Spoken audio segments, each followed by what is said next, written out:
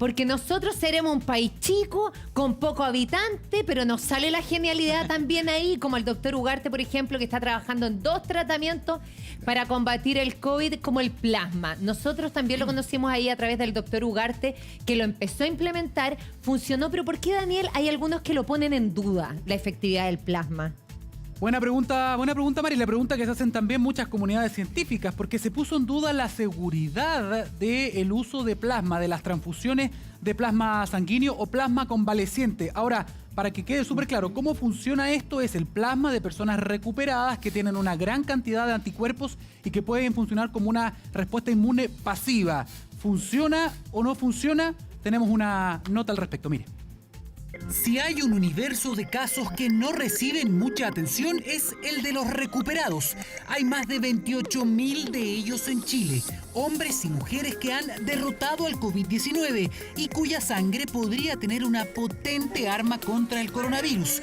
Esa es la idea detrás del plasma convaleciente. Sin embargo, desde el Ministerio de Salud fueron categóricos. No hay una autorización y no hay evidencia cierta de que sea una terapia que contribuye al manejo de los pacientes más graves, y lo que es completamente cierto es que es un tipo de tratamiento extraordinariamente riesgoso, porque efectivamente estamos usando plasma de una persona que ha tenido una infección por COVID, que puede tener otras enfermedades que tienen que chequearse muy estrictamente para que no vayan a ser transmitidas por ese plasma. La transfusión de plasma es una técnica que se usa hace más de 100 años como prevención en caso de la hepatitis, paperas, polio, sarampión, rabia, y como tratamiento para la influenza, el ébola y otros coronavirus como el SARS y el MERS, según los estudios de laboratorio.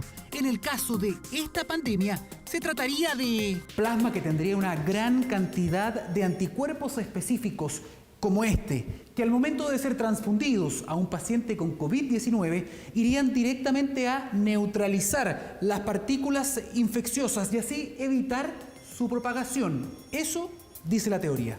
¿Pero este tratamiento es seguro? La pregunta es relevante, considerando que son varios los recintos públicos y privados de salud que tienen un protocolo de uso de plasma convaleciente para algunos casos de COVID-19.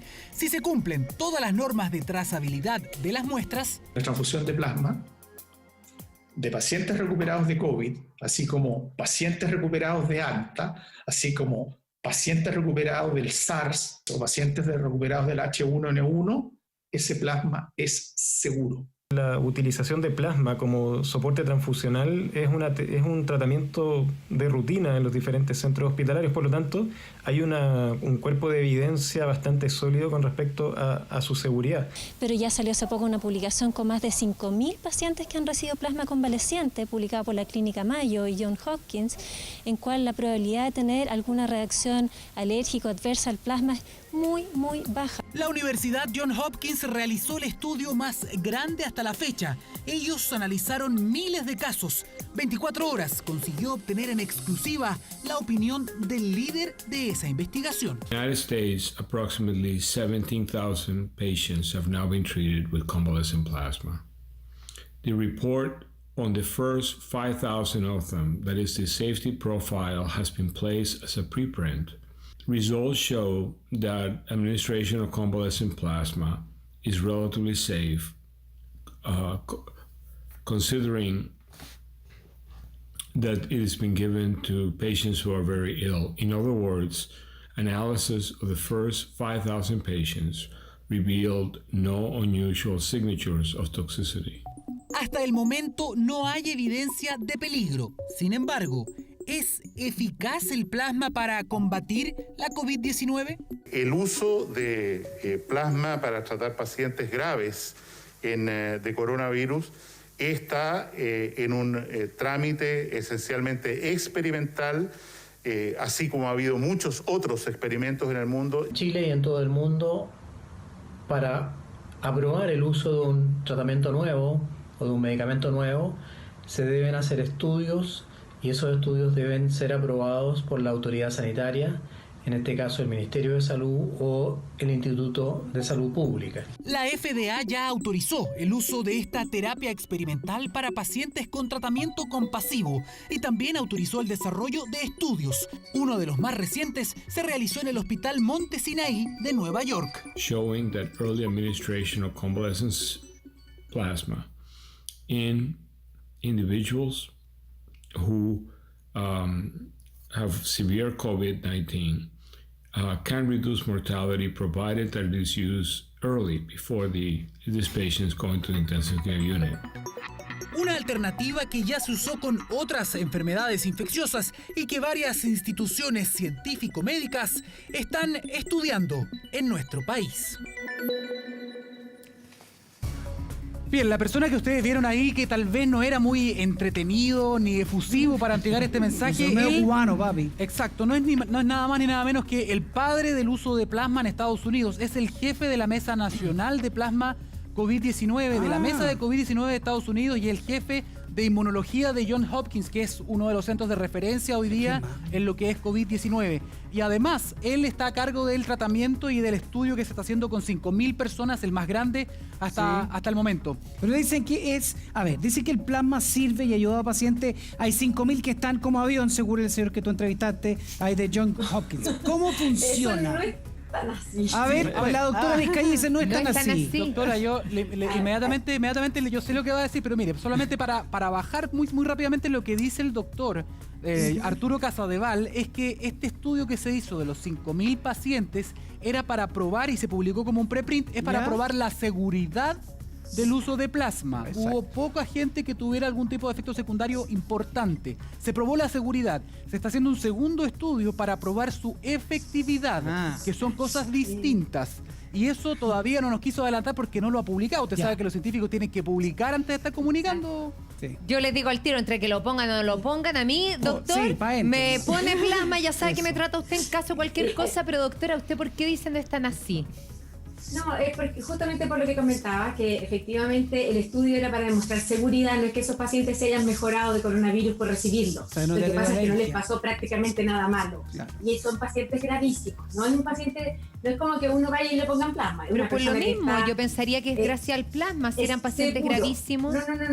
Es que no, esos 5.000 pacientes no se dice que estén vivos ni que se hayan mejorado. Solo se dice que se les puso el plasma y no les dio alergia, pasó nada. Malo, exactamente. Ahora, no significa que yo no piense que el plasma puede servir. Nosotros en la Universidad Católica estamos haciendo un estudio justamente como el que describe el doctor al final, de darle plasma precoz a los pacientes, pero esto es un estudio clínico randomizado en que pacientes de alto riesgo de empeorar, o sea, pacientes que ingresan, por ejemplo, diabético, hipertenso, abuelito, qué sé yo, distintas signos de riesgo, algunos exámenes alterados, y llevan menos de 7 días de síntomas, 7 o menos días. Nosotros les ofrecemos participar en este estudio, y si ellos aceptan, se hace una rifa, ¿cierto? Se llama aleatorizar.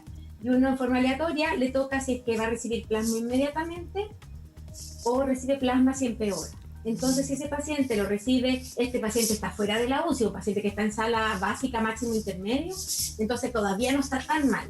Como se describe el plasma precoz. Entonces le damos en ese momento y vemos si ese paciente no empeora y no cae en UCI y no muere, versus el paciente que puede ir empeorando y le ponemos el plasma al empeorar.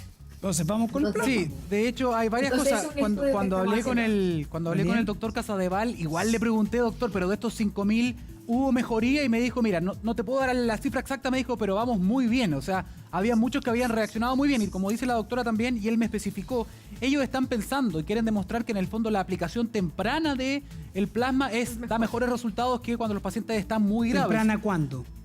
Me imagino ahí ya debería entrar más el doctor a hablar de eso, pero cuando ya están con algún tipo de síntoma. ¿Internado, doctor, o antes de eso? Es que, mira, todavía faltan los resultados de los estudios que definan exactamente en qué momento ocuparlo. Tiene que ser un balance entre los potenciales riesgos. La transfusión de un plasma hiperinmune tiene básicamente los mismos riesgos que cualquier transfusión. O sea, podría producirse y la transfusión la usamos todos los días en todos los hospitales, pero deberíamos usarlo en pacientes lo suficientemente grave para que se vea el beneficio, pero lo suficientemente leve para que el eventual beneficio no pase desapercibido por la gravedad que el paciente ya tiene. En ese sentido, hay quienes han optado por usarlo muy precozmente. En el caso de nuestro centro, nosotros lo usamos cuando el paciente ya tiene insuficiencia respiratoria. Es que eso es lo que a mí me hace creer en el plasma pie junto, doctor. Tenemos nuestro modelo ahí. Por favor, usted ubíquese al lado de nuestro modelo anatómico y nos explica de ahí con Cobito, para que nos explique qué es lo que hace en el cuerpo, porque tanto el paciente suyo, que yo me acuerdo que estaba prácticamente terminal, tuvo una reacción muy rápida y se acuerdan, ya no me acuerdo el nombre ya, pero que fue portada las últimas noticias Andrés que nosotros, Mesa, el doctor Mesa de San Antonio. Lo tuvimos acá en una conversación y él como doctor describía el impacto que tenía de cómo empezó a funcionar en su cuerpo el plasma. Bueno, lo que ocurre es que el virus ingresa al organismo, decimos, está en una etapa que se reproduce en la retrofaringe y de ahí ingresa hacia los pulmones. Voy a liberar aquí el modelo y ingresando a los pulmones puede generar una insuficiencia respiratoria. Una posibilidad es darlo cuando se está reproduciendo todavía en esta etapa que provoca una inflamación local y el paciente tiene algunas molestias pero no ha generado daño pulmonar. O sea, estando en la casa, por ejemplo. O, por ejemplo, estando hospitalizado máximo intermedio, no habiendo llegado a la UCI, y con eso genera una inmunidad pasiva, se detiene un poco el proceso y hay que ver si efectivamente se produce un resultado. Y la otra posibilidad es incluir también pacientes que ya tienen afectación con inflamación pulmonar, tienen insuficiencia respiratoria. En nuestro grupo nosotros lo estamos usando en pacientes que ya tienen insuficiencia respiratoria, como el caso del doctor que ustedes comentaban. ¿Cuál es el resultado que vemos? Es que rápidamente el cuadro regresa y hay cambios, pero que hay que ver en números grandes, porque pueden ser casos afortunados y reportar casos afortunados no necesariamente se va a reproducir en grandes series.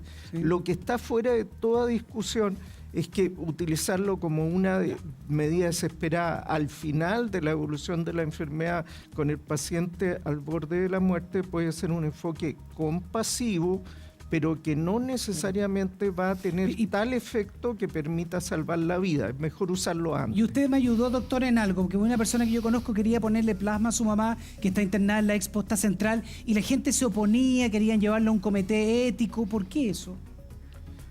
Bueno, la verdad es que en el caso que ha planteado la doctora, lo que están haciendo en Estados Unidos, lo que estamos haciendo nosotros, son estudios que pretenden mostrar si hay asociación o hay causalidad en el uso de esta terapia con el resultado.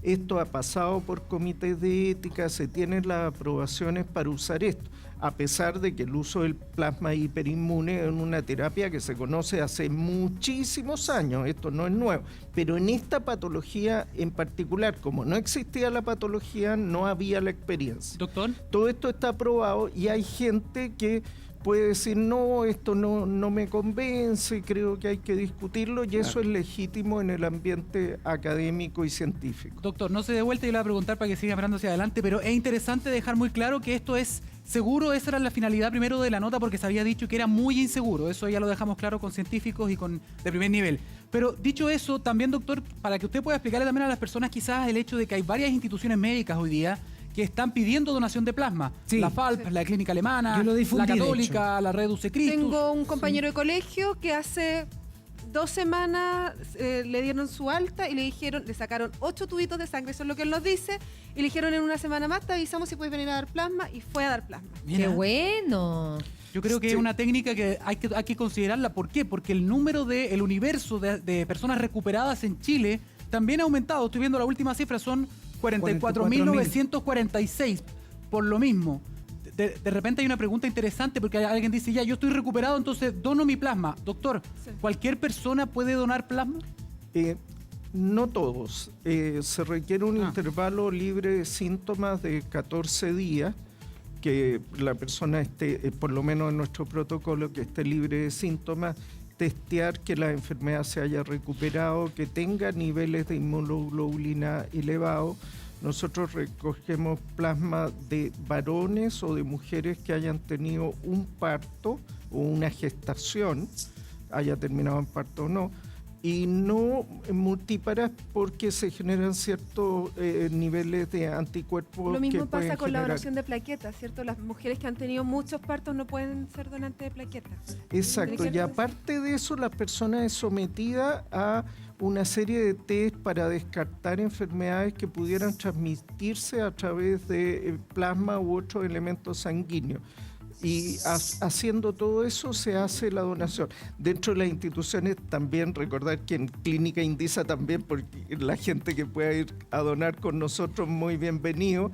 Obvio. Y todo eso es solo una pequeña parte, porque la cantidad de plasma que se obtiene de una persona sirve para tratar 2 o máximo 3 pacientes. Entonces no es que sea una terapia masiva. Claro. Y cautela, todavía hay que esperar bien los resultados para ver si esto es realmente efectivo. Uno puede tener una impresión y los datos finales no demostrarlo, así que siempre generando investigación, generando ciencia, pero siempre recomendando cautela, porque hasta que no se demuestre son cosas promisorias, pero que hay que mirar con cuidado. Pero es que lo cierto es que por lo menos no hay un efecto adverso, entonces ya eso es avanzar bastante. Y ahí, doctora Vizcaya, esto si tuviera un efecto positivo efectivamente y se comprueba en las personas este tratamiento, ¿tiene que ver con la inmunidad que adquiere una persona cuando se contagia? Sí. Efectivamente, las personas cuando se contagian pueden hacer un distinto nivel de anticuerpos, no sabemos muy bien por qué. Inicialmente se pensaba que las personas que enfermaban más grave hacían más anticuerpos, otras que cuando era leve, pero sabes que en este momento es bastante errático y no se sabe muy bien quién va a tener muchos anticuerpos. Lo que nosotros hacemos efectivamente con nuestros candidatos a donantes, le tomamos los anticuerpos y demos unos títulos aproximados, y con eso decimos ya, este donante es un buen candidato para donar, porque tenemos que asegurar que el plasma que vamos a poner tenga una cantidad suficiente de anticuerpos, ¿cierto? Claro. Entonces, por eso, pero es un tratamiento que no tenemos claro, como decía el doctor, tenemos que seguir trabajando en esto, seguir observando, y por eso es tan importante hacerlo en estudios clínicos. Y desgraciadamente, mostrar una foto en que somos como 8 centros que estamos metidos en el grupo que partió en la FALP, ¿cierto? Y esos lugares ya tienen el consentimiento informado, de su comité de ética, para que las personas que vayan a recibir esta terapia lo firmen como un consentimiento informado, que saben que pudiera tener algún riesgo, bla, bla, bla. Y hay muchas instituciones que no lo han tenido.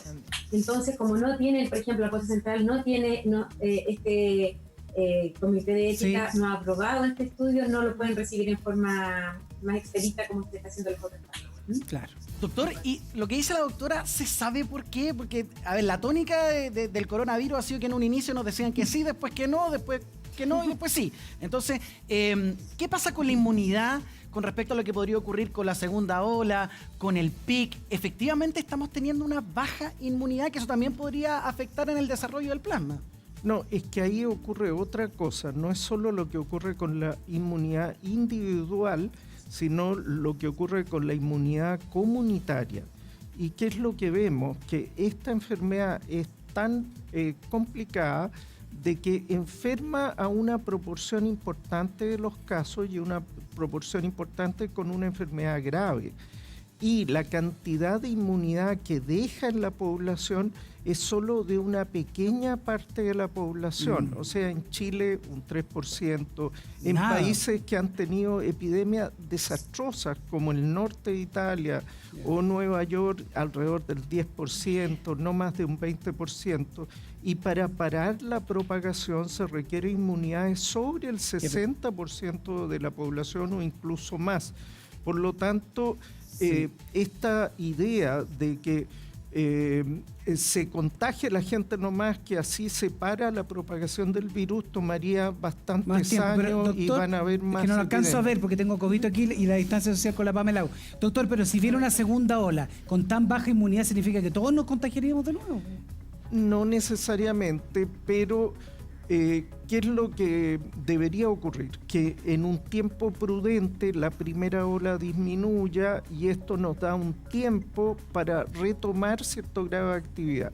En el intertanto están todas las esperanzas puestas en el desarrollo de una vacuna que masifique la inmunidad de la población. Les recuerdo una experiencia que quizá ustedes no recuerden, lo que ocurrió con la epidemia de influenza A H1N1, ¿Ya? que en Chile y Argentina vivimos la pandemia sin que hubiera vacuna y reportamos nuestros antecedentes, los publicamos y científicos de Europa se prepararon para ello en base a nuestros antecedentes. Cuando llega la epidemia a Europa, ya tenían ellos la vacuna y vacunaron a la población. Y los médicos y el sistema sanitario de Europa se había preparado para una repetición de lo que nosotros reportamos en Chile y en España. Muy y después le dijeron, ustedes son unos exagerados porque no fue tan grave. La única diferencia la hizo una pequeña vacuna.